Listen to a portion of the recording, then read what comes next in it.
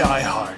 Nothing dies harder than love. Meet me at the top of the Eiffel Tower, said the note in John McClane's hand. He wiped sweat from his bald forehead. He was in Paris, France for the first time, looking at famous sights and wondering what this note from his ex-wife was meaning. Maybe Holly is wanting to get back together with you, suggested his good friend Zeus Carver that was on vacation with him. No, she always said I was more married to being a cop that fights terrorists than being a good father and husband. Regretted John McClane. But you didn't invent the terrorist plots. They just kept happening to you. You were always reluctant to be the hero. Chimed in his other friend Al Powell between bites from a bucket of French fries. You better take it easy, Al. I'm not trained to fight heart attacks. Laughed John McClane with Zeus Carver joining in. They rode up to the top of the Eiffel Tower. Then John McClane saw a woman staring at the sunset. Holly, is that you? He asked as he approached her back. John McClane put one hand on her shoulder. Then she spun around and slapped a handcuff on his wrist, chaining him to the tower. Two other guys on the tower grabbed Zeus Carver and Al Powell. It was a trap. Do you recognize me, John McClane? Asked the mystery woman. No, you're not familiar to me. Yelled John McClane. She removed her wig and paced back and forth, revealing herself. There once was a little girl who had two brothers that she loved very much, but then a bad man came along that killed them, and their deaths were very hard on her, and she grew up to be none other than Greta Gruber, the sister of Hans and Simon Gruber. Revealed the latest threat from the Gruber family. Your brothers were into terrorism and stealing. You don't have to end up the same way. Argued John McClane. Trust me, I won't. Your attempt to stop me will fail, just like your marriage. Taunted Greta Gruber. You got any aspirin? Cause I got a bad Frenching headache. Suddenly, a bunch of doves flew in Greta Gruber's face, and it was just the chance a mysterious stranger named Alex Thurman needed. He unlocked the handcuffs, and him and John McClane jumped over the railing. Geronimo! They yelled until they landed on a platform that was just below. I brought these doves to release on top of the Eiffel Tower because they were my mom's favorite bird, and she always wanted to go to Paris, but she never got the chance. Explained Alex Thurman about his clever distraction. Doves, handcuff keys. What are you, some kind of magician? Grinned John McClane as he wiped sweat from his forehead. No, I'm a regular guy who just gets mixed up in adventures all the time. Laughed Alex Thurman. John McClane smiled knowing what that was like. Then they heard a guard nearby. I got a plan if you're brave enough. Challenged John McClane. Alex Thurman walked up to the guard. Halt right there! Yelled the guard, pointing his gun at Alex Thurman. I've got a question. Why do you have a ponytail? Cunningly asked Alex Thurman. So I can do this? He grabbed the ponytail and slammed the gunman's head into the railing, and then snapped his neck. He picked up the gun. You got a machine gun now?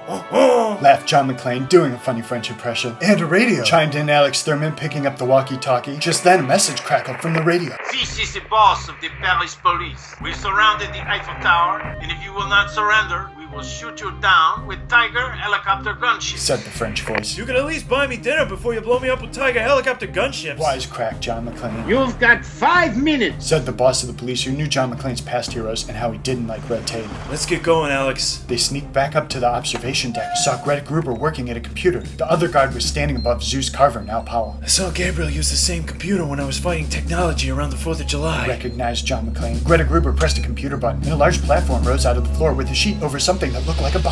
Lightning and thunder streaked across the sky. Ha ha ha! Mother Nature is right on cue. You see, the Eiffel Tower is the largest lightning rod in the world. It will give me the power I need to complete my goals. Laughed Greta Gruber. I wonder what's under that sheet, said Alex Thurman, curious to know. I'm gonna take down the guard. You distract Greta Gruber. On the count of 3, they jumped out of the gift shop. Yippee-ki-yay, Mother Hubbard! Yelled John McClane, giving the dog a bone of bullets. Did you check the weather report? Because today it's raining snow globes, cried Alex Thurman as he threw a bunch of snow globes at Greta Gruber that broke all over the ground. John McClane untied his friends, but then a fateful bolt of lightning hit the tower. It shot electricity through the machines and into the body under the sheet. It sat up and the sheet slided away, revealing a face that was deformed, with half of it Hans Gruber and the other half Simon Gruber. You're too late. I reanimated my dead brothers. I call them Gruberstein. And now the first thing that he will do is kill John McClane. Taunted Greta Gruber. Simon says, kills a cowboy. Mumbled the two-sided mouth of Gruberstein. He went ape on John McClane, who was punching and kicking him. John McClane was getting covered in cuts and bruises. The Tiger helicopter gunships had arrived. Do I take the shot? Asked the pilot. No, give our heroes a chance to finish this. Ordered the boss of the Paris police. Why did I have to get broken glass on the ground? Said Alex Thurman to himself before running and doing a power slide across the glass and popping up and grabbing Greta Gruber.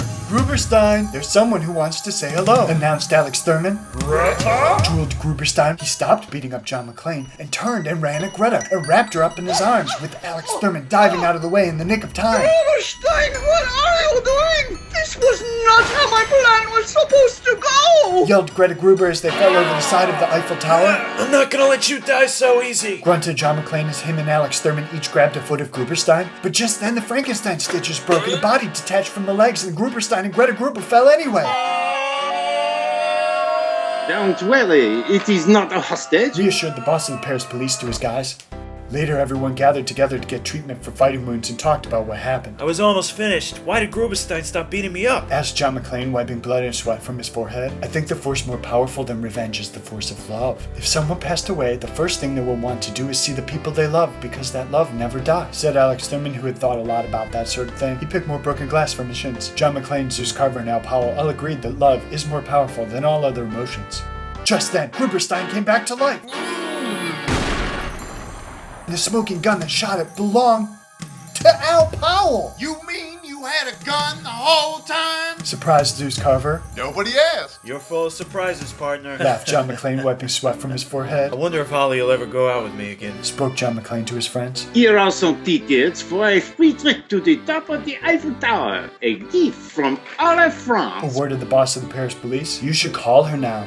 Remember, nothing dies harder than love. Reminded Alex Thurman, and John McClane agreed to celebrate his romantic side. The end.